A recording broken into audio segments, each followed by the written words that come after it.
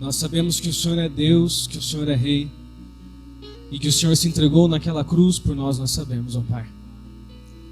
Eu te agradeço, ó Pai, por esse dia. Te agradeço pela sua presença que é clara, Pai. A sua presença que é real aqui neste local. Te agradeço por tudo, ó Pai, que o Senhor tem feito por nós. A sua mão em nossas vidas é constante, ó Pai. A sua presença em nosso meio é constante e é clara, ó Pai amado. Nós não temos dúvida que o Senhor está conosco. Eu te peço em nome de Jesus, ó Pai, que o Senhor me use como um canal de bênçãos. Que eu possa entregar o que o Senhor tem de palavra para nós. Que eu possa ser usado por suas mãos, ó Pai. Que todo eu, Pai, caia por terra. E que sobre, reste, permaneça somente a sua presença. E que hoje nada que não seja sua palavra seja dito em nome de Jesus. Cerca as nossas mentes, ó Pai, eu te peço em nome de Jesus. Que a semente seja plantada em terra boa. Que no momento certo, ó Pai, ela venha frutificar. Que o seu Espírito Santo esteja conosco, eu te peço em nome de Jesus. Amém. Paz, irmãos. Tudo bem? Faz uma falta tremenda vir no culto, sabia? No culto passado a gente estava viajando, não estava aqui. Faz uma falta tremenda. Cultuar é algo muito bom. E cultuar um Deus como o nosso é melhor ainda, né? Amém? Eu vou começar lendo, irmãos, eu já libero vocês para sentar aí, tá? Gálatas 4:1. Há muito tempo atrás, algumas vezes, em várias pregações, eu falei sobre essa parte de maturidade. Sempre falei, algumas vezes eu falei, na verdade. E hoje eu vou explicar um pouco mais sobre isso, mas eu vou usar a história de um cara que passou há muito tempo atrás para falar sobre. Então, lá em Gálatas 4:1, diz o seguinte: digo, pois, que durante um tempo em que o herdeiro é menor, em nada difere de escravo, posto que ele é senhor de tudo, mas está sob tutores e curadores até o tempo predeterminado pelo Pai. Amém? Pode sentar, irmãos. Vão ter outros vários livros, eu vou ir passando, se vocês quiserem anotar, fiquem à vontade. Irmãos, esse texto, em Gálatas 1, ele sempre me chamou muito a atenção, sempre. Sempre que eu ouvi falar sobre ele, sempre que eu li sobre ele, ele me chamou a atenção. Aqui quando ele diz, quando o herdeiro é menor, a tradução literal aqui em grego não quer dizer menor de idade, quer dizer imaturo. Quer dizer que é uma pessoa imatura, que é um homem ou uma mulher que não cresceu de fato. Então pode ser uma pessoa de 50 anos imatura. Então é isso que ele quer dizer aqui. E quando ele fala sobre imaturidade, quer dizer que você nunca vai conseguir alcançar níveis altíssimos da presença do Senhor. Você nunca vai ter um contato diferente com Deus se você não amadurecer. E amadurecimento, irmãos, ele vem também com o tempo. Né? Temos muitos aqui que já são pais, mães, que já passaram da casa dos 30. Então, em nossas vidas, a gente entende que amadurecimento não vem só com a idade. Eu não sei se vocês conhecem, mas eu conheço pessoas que têm certa idade e ainda não são maduras. Conheço várias assim.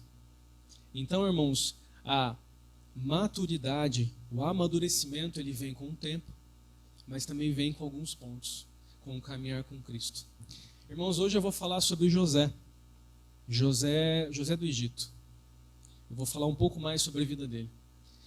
Nesse pedaço do texto que eu extraí, que está lá em Gênesis, José, eu consegui trazer 5 lições que José deixou para a gente nesse período. Quem gosta de anotar, fica à vontade. Eu vou passar aqui para vocês até entenderem como que vai seguindo aqui. Primeiro, traído por quem o invejava, mas não deixou de sonhar e acreditar.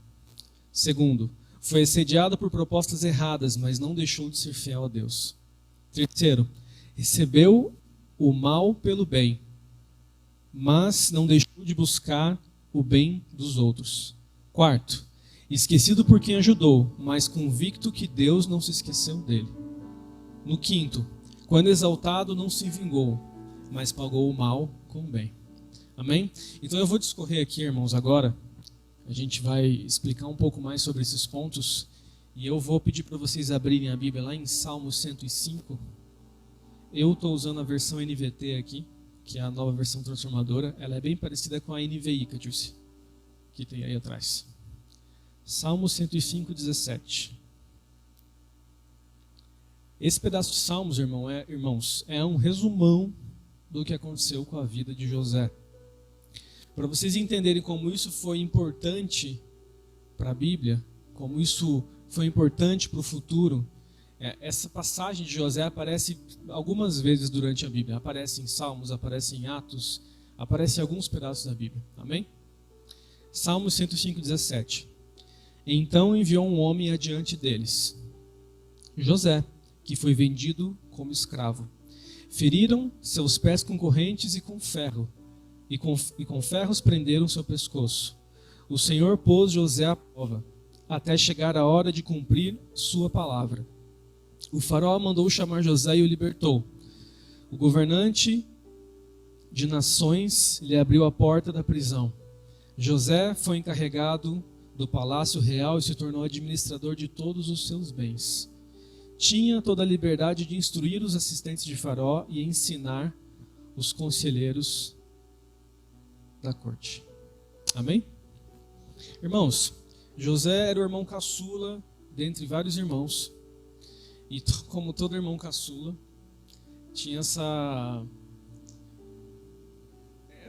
Ele entregava os irmãos dele para o pai dele. Então, isso acontecia bastante. Ele seguia os seus irmãos, via o que seus irmãos faziam e contava lá para Jacó o que estava acontecendo. E Jacó amava muito José, demais, porque ele era o filho da velhice de Jacó, com a mulher com quem ele amava. Então ele tinha um amor além do que ele tinha pelos outros filhos. Então ele tratava José com um carinho diferente, ele comprava túnicas diferentes para José, e isso foi deixando os irmãos dele com inveja dele. Aí, para piorar, José teve um sonho. No sonho dele, ele estava no campo com os feixes, e ele dizia que o feixe dele estava de pé, e os feixes dos irmãos dele adoravam ele, mas se prostraram a ele. E depois ele teve um outro sonho sobre o sol e a lua, mas tudo se resumia ao fato de que um dia os irmãos e os pais dele estariam abaixo dele. E isso trouxe ainda mais inveja de seus irmãos. O que aconteceu? Num dia, Jacó falou para ele ver o que os irmãos dele estavam fazendo, e eles tiveram a grande ideia de matar o irmão deles. Vocês conhecem a história. Aí ele foi jogado numa cisterna, aí ele foi vendido para os ismaelitas, que levaram ele até o Egito, que foi vendido para Potifar. Amém? Potifar, ele era o chefe da guarda do faraó. Ele era o maior nível do exército ali do faraó. Eu vou pedir para vocês abrirem em Gênesis 39, 1:5, que conta um pouco sobre o que eu estou falando agora. Eu vou ir falando, tá, irmãos? Gênesis 39, 1:5. Quando José foi levado para o Egito, ismaelitas, eles o venderam a Potifar, um oficial egípcio. Potifar era capitão da guarda do faraó, rei do Egito. O Senhor estava com José. Você pegue nessa frase. O Senhor estava com José.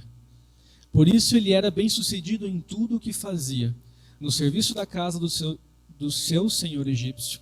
Potifar percebeu que o Senhor estava com José e lhe deu sucesso em tudo o que ele fazia. Satisfeito com isso, nomeou José seu assistente pessoal e o encarregou de toda a sua casa e de todos os seus bens. A partir do dia em que José foi encarregado de toda a casa e de todas as propriedades de Potifar, o Senhor começou a abençoar a casa do egípcio por causa de José. Tudo corria bem na casa e as plantações e os animais prosperavam. Irmãos, tudo que José fazia, ele fazia para honrar o Deus dele. O Deus do pai dele, o Deus do pai dele. Tudo que José fazia, ele fazia com um intuito. Vocês pensam, irmãos, você ser traído pelos seus irmãos, você foi sequestrado pelos seus irmãos, você foi vendido, e ele dizia para os irmãos dele, não façam isso comigo, me soltem. E as pessoas que ele mais confiava venderam ele foi entregue como escravo na casa de outra pessoa. E mesmo assim, ele não esqueceu o que Deus tinha com ele. Mesmo assim, ele não esqueceu o que Deus tinha dito para Abraão, seu bisavô, era bisavô, né? Abraão, Isaac, Jacó, Ele não esqueceu o que Deus tinha, a aliança que Deus tinha feito. E ele era um rapaz jovem. Ele é um rapaz novo. E ainda assim ele não deixou o que Deus falou para ele para trás. E isso, irmãos, é um grande exemplo a ser seguido. Não importa a situação em que você está, não importa que momento que você está da sua vida, se você não deixar de seguir os preceitos de Deus, vai ter uma saída, vai ter um caminho, vai ter algo diferente que Deus vai fazer na sua vida, na minha vida. José é um grande exemplo disso. Segundo ponto, foi assediado por propostas erradas, mas não deixou de ser fiel a Deus. Gênesis 39, 6 a 10. Eu vou ir falando aqui, irmãos, se vocês quiserem anotar ou seguir. No 6.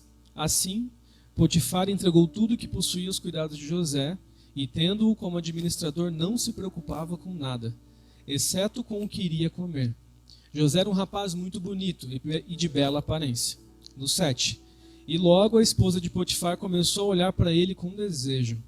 Venha e deite-se comigo, ordenou ela. No 8. José recusou e disse, meu senhor me confiou todos os bens de sua casa e não precisa se preocupar com nada. Ninguém aqui tem mais autoridade que eu. Ele não me negou coisa alguma, exceto a senhora, pois é a mulher dele. Como poderia eu cometer tamanha maldade?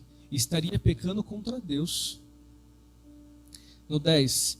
A mulher continuava a assediar José diariamente, mas ele se recusava a deitar-se com ela. Irmãos, eu não sei vocês, mas muitas vezes eu fui pego numa situação muito complicada, onde pessoas me ofereciam coisas, onde o roubo estava muito próximo, ninguém ia saber, ninguém ia descobrir que isso acontecia. Como que está o seu coração quanto a isso? Como que está a sua maturidade quanto a isso? Quando as ofertas ruins vêm na sua vida, você pega. Quando as coisas difíceis ou fáceis chegam até você, você aceita. A Bíblia diz que José foi tentado diariamente. E se diz que foi tentado porque a mulher não devia ser feia. Só que mesmo assim, em todo momento ele estava de pé, em todo momento ele dizia, como eu faria uma maldade como essa? Como eu pecaria contra o meu Deus? Irmãos, ele já estava sendo escravo, ele já tinha sido sequestrado, e naquele momento ele estava sendo preparado para algo maior. Ele estava seguindo algo diferente, ele estava aprendendo com o Senhor. Cada passo do que ia acontecendo com José ia trazendo para ele maturidade. Isso ia trazendo um ponto diferente, um caminho diferente. Porque o fim de José é muito diferente. As coisas que aconteceram com ele foi para o crescimento dele. Aí, irmãos, depois disso, o que acontece? Um belo dia, a esposa de Potifar percebe que José está sozinho na casa, ela chama ele de volta, venha deitar-se comigo, ele diz que não, e ela segura a túnica dele e ele sai correndo da casa, foge dela e ela fica com a túnica na mão. Aí ela fala para os guardas, para Potifar, enfim, fala para todos eles que aquela era a prova de que ele havia tentado fazer algo com ela. E naquele momento Potifar pega ele e joga numa prisão. Que também é interessante, irmãos, porque o crime contra assédio naquela época era a morte. E José não foi morto porque provavelmente Potifar sabia com quem ele estava casado. Porque senão ele teria mandado matar José. Aí ele foi preso, irmãos. E aí que vem o terceiro ponto. Recebeu o mal pelo bem, mas não deixou de buscar o bem dos outros. Lá em Gálatas 6:9 diz assim, portanto não nos cansemos de fazer o bem. No momento certo, teremos uma colheita de bênçãos, se não desistirmos. Irmãos, assim que ele chegou nessa cadeia, nessa prisão, ele de novo começou a se mostrar uma pessoa diferente. E de novo a Bíblia nos conta que Deus era com ele naquele local. Então, independente do local onde ele estava, Deus era com ele. Independente das circunstâncias que ele estava passando, Deus era com ele. E logo ele se tornou o encarregado daquela prisão. Assim como ele foi o administrador da casa de Potifar, ele virou o administrador da prisão. Depois de 2 anos que ele estava lá, ou melhor, assim que ele chegou lá, 2 oficiais de Faraó foram jogados lá dentro. Acho que o mordomo e o padeiro. Aí eles tiveram um sonho uma noite. José passou por eles e viu que eles estavam cabisbaixos, estavam chateados. Ele perguntou, o que aconteceu com vocês? Por que vocês estão assim? Irmãos, já para pensar no nível de caráter de José? De novo, Ele foi sequestrado, foi vendido como escravo, foi injustiçado na casa onde ele estava. Acusaram ele de ser um violentador de mulheres. Ele foi preso e quando ele chega na cadeia, ele não está se preocupando com ele está se preocupando com as pessoas que estão lá. Ele deixou a vontade dele de lado para ouvir o que Deus tinha na vida dele. E naquele momento eles contaram os sonhos que eles tiveram e ele interpretou os sonhos. E um deles foi restituído a sua glória e voltou depois de 3 dias e o outro foi morto. Só que nesse momento, irmãos, acontece algo que nos mostra o quanto José ainda não estava preparado para o que ia vir na vida dele. Porque nesse momento ele tentou mudar um pouco a situação dele. Aí vem o 4º ponto. Esquecido por quem ajudou, mas convicto de Deus, que Deus não se esqueceu dele. Porque nesse momento, irmãos, que aqueles homens foram soltos, um foi solto, o outro foi morto, ele falou eu acho que foi pro mordomo,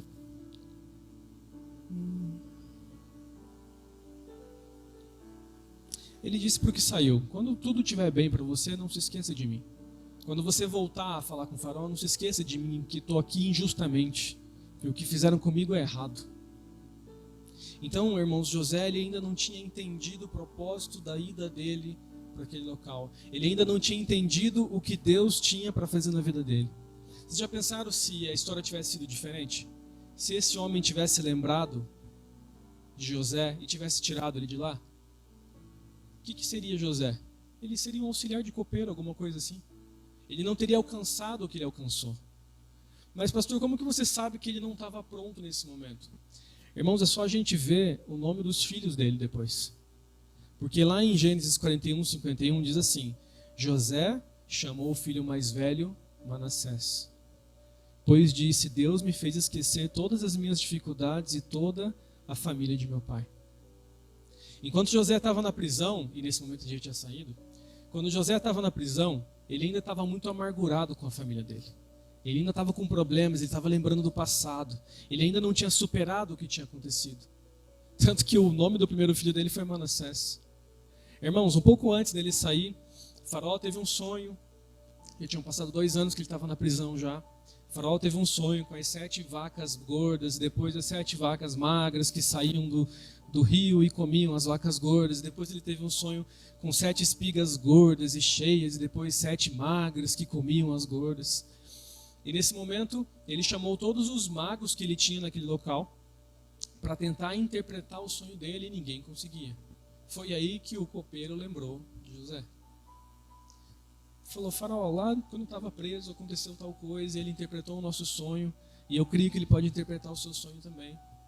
E isso, eles mandaram chamar José da prisão, ele foi levado até Faraó, cortou o cabelo, cortou a barba, trocaram a túnica dele, e ele foi, interpretou o sonho de Faraó, explicou que durante 7 anos teriam fartura, e depois de 7 anos teria a maior fome que já vista naquela terra. E naquele momento que isso aconteceu, José foi colocado como governador do Egito. Faraó diz que abaixo dele era José e acima dele ninguém, nessa época. José foi colocado como o segundo ou maior homem na maior terra que tinha na época, a maior potência que tinha na época. Aí ele foi dado em casamento para uma das mulheres, filha de uma profetisa que tinha lá na época também. Então ele foi exaltado naquele momento. E aí foi que ele teve o seu filho Manassés, e depois ele teve o seu filho Efraim. E no 52 diz assim: José chamou o segundo filho Efraim, pois disse: Deus me fez prosperar na terra da minha aflição. Irmãos, Gênesis 41:51 fala de Manassés, e Gênesis 41:52 fala de Efraim. Porque eu traduzo isso como um exemplo de que enquanto nós não superarmos o passado, Manassés, nós não podemos ser prósperos, Efraim. Enquanto nós não conseguimos, ou enquanto a gente não conseguir esquecer o passado, esquecer as coisas que nos machucaram, deixar para trás tudo aquilo que aconteceu, nós não poderemos ser prósperos. Amém? Enquanto a gente não deixar, irmãos, esse passado para trás, enquanto a gente ficar vivendo de passado, não tem como Deus agir em nossas vidas. Nós sabemos que Deus é Deus e Ele faz o que Ele quiser, mas o reino de Deus é baseado em princípios. A maioria das vezes que Jesus fala alguma coisa, as coisas são condicionais. Tanto que ele fala, se você me seguir e não me esquecer. Se você lembrar dos meus preceitos e não se desviar do meu caminho. Geralmente tem um se. Quando você trata com Deus, trata com Jesus. Aí o que acontece, irmãos? José vira governador do Egito. Passam 7 anos de fartura, ele enche os celeiros do faraó. Ele administra muito bem as coisas. Ele veio aprendendo. Ele aprendeu a administrar na casa de Potifar. Depois ele aprendeu a administrar pouco dentro da prisão. Aí ele foi solto e começou a administrar o Egito inteiro. José continuou e virou governador do Egito. Passaram-se 7 anos e vieram os anos de tempos ruins, de tempos magros, de pouca comida, de pouco tudo. Inclusive na terra de Jacó. E quando ele ficou sabendo que existia comida no Egito, ele mandou os seus filhos irem até o Egito pegar comida. Quando eles chegaram até lá, José reconheceu os seus irmãos de imediato. Só que eles não reconheceram José porque José estava como um egípcio. Cabeça raspada, olho pintado. Estava completamente diferente, não tinha mais seus 20 e poucos anos, já tinha seus 30 e poucos anos. Eles não reconheceram. E quando José viu eles, ele imediatamente disse que eles eram espiões. Que ele queria saber como as coisas estavam acontecendo. E isso, irmãos, é a parte que mais me surpreende em José. Ele se tornou governador do Egito, ele podia ter mandado matar todos os irmãos dele. E nada aconteceria com ele. Só que quando ele foi exaltado, ele não se vingou. Que era o 5º ponto. Ele não pagou o mal, ou melhor, ele pagou o mal com o bem. José, desde o início, foi um cara totalmente diferente. E a Bíblia nos conta que depois que isso aconteceu, ele mandou os seus irmãos voltarem, aí ele colocou o saco de prata dentro do saco de cereais, eles voltaram, no meio do caminho eles abriram e viram que aquele saco de moedas estava lá, aí eles se desesperaram e eles falaram, meu Deus, por que fizeste isso conosco? Dizendo que algo ruim ia acontecer com eles, porque eles tinham roubado a Faraó. E eles voltaram para sua terra. Antes disso eles haviam dito para José que eles tinham um irmão mais novo chamado Benjamim. Aí José mandou os guardas dele voltarem, pegar os irmãos dele, levarem novamente para o Egito, porque ele tinha medo que os irmãos dele matassem Benjamim. A palavra conta que ele tinha medo pelo seu irmão mais novo, que ele ainda não conhecia. Irmãos, depois que tudo isso aconteceu, José se mostrou aos seus irmãos e falou para eles, eu sou José, aquele que vocês prenderam, aquele que vocês venderam, aquele que vocês fizeram o que fizeram. Eu sou irmão de vocês, não se aflijam, não vou fazer nada com vocês. E eu vou ler agora em Gênesis 45:5, a parte que ele diz isso. Gênesis 45:5. Agora não fiquem aflitos ou furiosos uns com os outros, por terem me vendido para cá. Foi Deus quem me enviou adiante de vocês para lhe preservar a vida. A fome que assola a terra há 2 anos continuará por mais 5 anos, e não haverá plantio nem colheita. Deus me enviou adiante para salvar a vida de vocês e de suas famílias, e para salvar muitas vidas.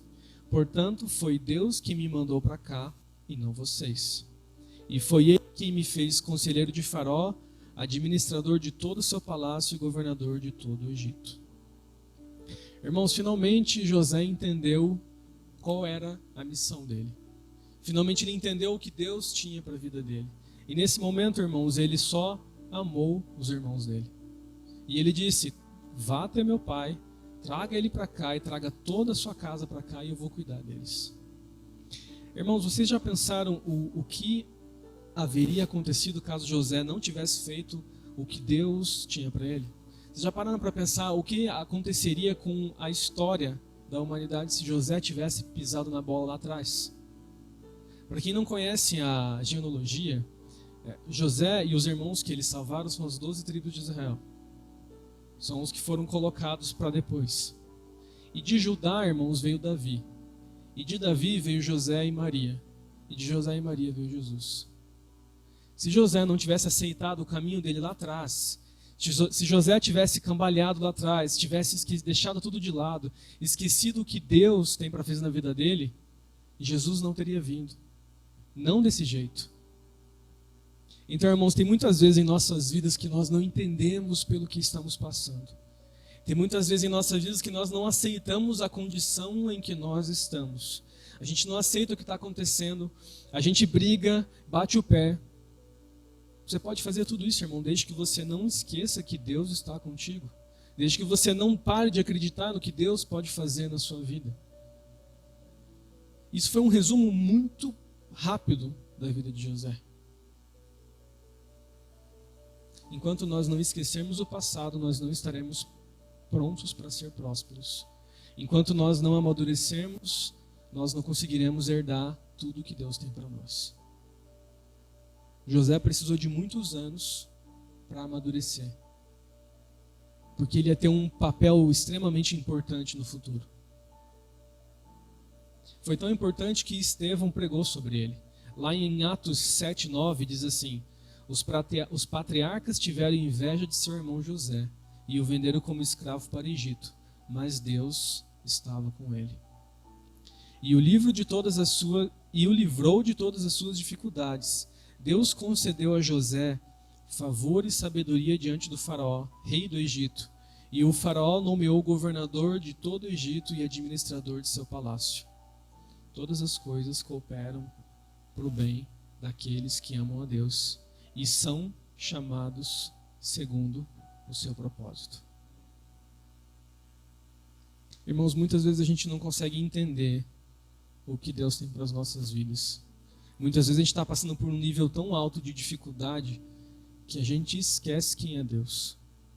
A gente está passando por um nível tão pesado em nossas vidas que nós não vemos saída. Só que olha como foi a vida de José. Ele cultivou a presença de Deus quando dizia não ao pecado. Quando decidia não guardar amargura e perdoar. Quando buscava como ajudar os outros. Quando permanecia crendo que Deus estava no controle. E quando foi exaltado, não se vingou dos seus irmãos. José foi um ponto muito importante na nossa vida hoje.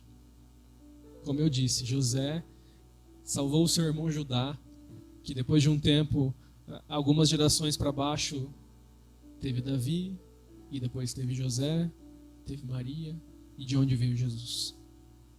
Se José não tivesse aceitado o destino dele, e se ele não tivesse se permitido amadurecer por Deus pelas coisas que aconteceram, irmãos, as coisas seriam totalmente diferentes hoje. E é isso que eu chamo vocês nessa noite a entenderem. A gente sempre fala, e às vezes parece ser um clichê, né? Aquele esquema de fale por seus problemas, o quão grande é o seu Deus. Irmãos, a gente precisa lembrar o quão grande é o nosso Deus.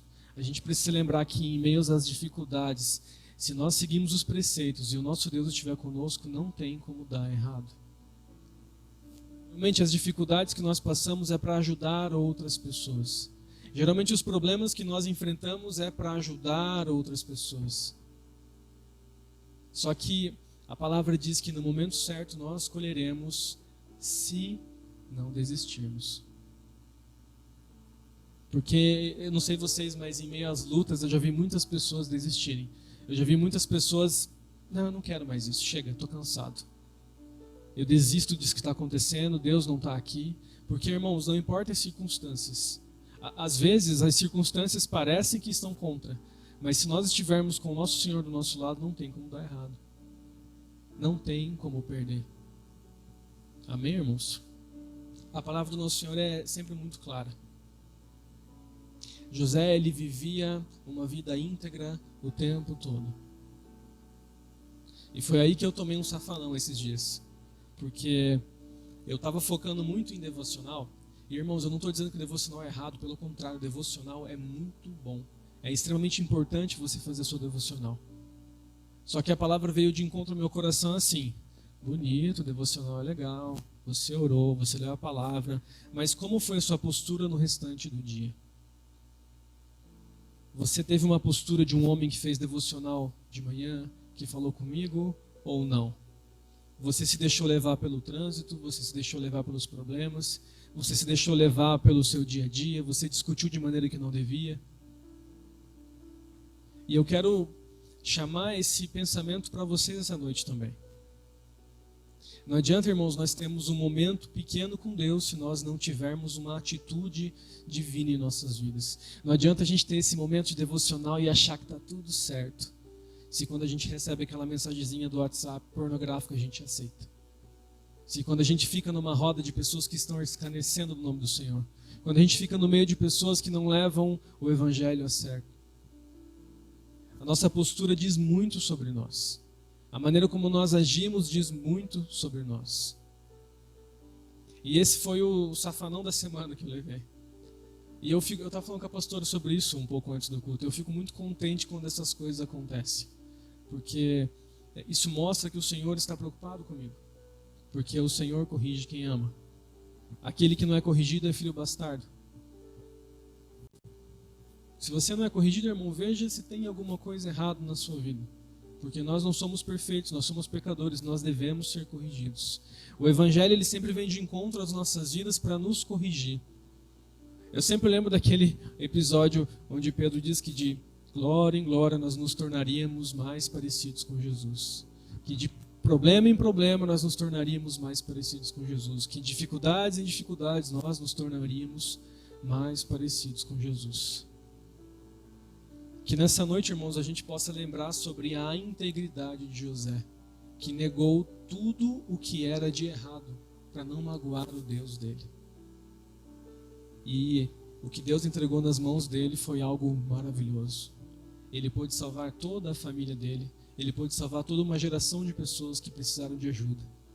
E através das mãos dele, o nosso Senhor Jesus nasceu, depois de muito tempo, porque José aceitou o seu papel, José aceitou o seu caminho.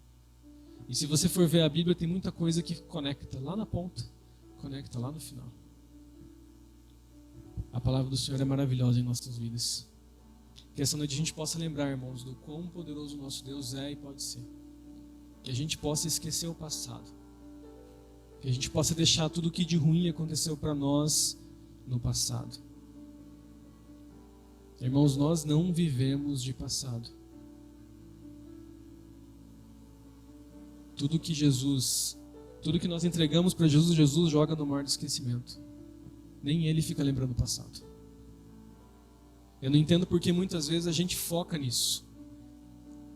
Ao invés da gente pensar no futuro, pensar no presente, pensar no que vai acontecer, pensar no que nós devemos fazer, a gente fica focando no passado e estragando todas as promessas que Deus tem para nossas vidas. Durante toda a minha vida, ou melhor, boa parte da minha vida eu tive esse problema. Irmãos, eu não cresci, eu não prosperei, eu não melhorei, enquanto eu não deixei o passado para trás. Mas o passado me magoa demais, o que eu devo fazer? Esqueça. O passado te magoou mais do que os irmãos de José que jogaram ele numa cisterna e depois venderam ele como escravo. Depois disseram para o pai deles que ele tinha morrido. Depois foi preso injustamente por uma mulher que queria fazer coisa com ele, ele não queria magoar o Deus dele. Depois foi esquecido na prisão pelas pessoas com quem ele ajudou. Só que tudo isso serviu para que ele amadurecesse. E ele não desistiu do caminho dele, ele não esqueceu o que ele tinha para fazer. Porque ele em momento algum esqueceu do Deus dele. Que a gente coloque o foco das nossas vidas em Jesus. Que nós possamos lembrar de Jesus todos os minutos e dias das nossas vidas. Não tem como dar errado. Se vocês gostam de desafio, eu desafio. Não tem como dar errado. Quando você caminha com o nosso Senhor, você vê Ele em cada momento do seu dia. Você vê Ele em cada pingo do seu dia. O nosso Deus é presente em nossas vidas, irmãos. A gente só tem que lembrar que uma criança não pode herdar a herança do nosso Senhor. Amém? Vamos orar então. Pai querido e santo, nós te louvamos. Santo é o seu nome, Jesus. Grande é a sua presença, Pai. Que sua palavra possa vir de encontro aos nossos corações, Jesus. Que o Senhor possa plantar essa palavra em nossos corações. Que nós possamos lembrar, ó Pai, do exemplo que o Senhor deixou para nós. Que nós possamos lembrar, ó Pai, do sacrifício que o Senhor um dia fez por nós. Que a nossa alma, ó Pai, para de se incomodar com as coisas que ficaram no passado. Que a gente possa lembrar que o nosso futuro é o Senhor. Que a gente possa ter o Senhor como nosso foco, ó Pai. E que nós possamos entender de uma vez por todas que enquanto estivermos apegados no passado, nós não poderemos receber o que o Senhor tem para nós no presente e no futuro. Que o Senhor nos ajude, ó Pai, a nos livrar do passado. Que nós possamos apagar o excesso de passado em nossas vidas. Para que nós possamos, ó Pai, em nome de Jesus, viver a plenitude do Senhor. Que nós possamos lembrar que as nossas vidas não são guiadas por circunstâncias, são guiadas pelo Senhor. E a partir do momento que estamos firmados na rocha, o Senhor é por nós. O Senhor se compara na Bíblia, ó Pai. O Senhor fala sobre o maior amor que nós podemos conhecer. O amor humano. O maior amor humano, o amor de mãe. O Senhor fala que até mesmo se uma mãe esquecesse o seu filho, deixasse de amar o seu filho, o Senhor jamais o faria. O Senhor usou como comparativo o amor de mãe, porque sabe que esse amor é potente. E o Senhor disse que aonde uma mãe falhasse, o Senhor não falharia. Desde que nós seguíssemos a sua vontade e aceitássemos o nosso destino. Pai, eu te peço em nome de Jesus que nos incomode. Que o Senhor fale a nós, ó Pai. Que nós possamos entender a sua palavra e que nós possamos ser incomodados pelo Senhor. Eu te peço em nome de Jesus Cristo. Amém, Jesus. Amém. Amém. Pastora, faz os dízimos. Irmãos, vocês que têm seu dízimo, sua oferta, quiser colocar ele, pegar na mão aí agora. Em nome de Jesus.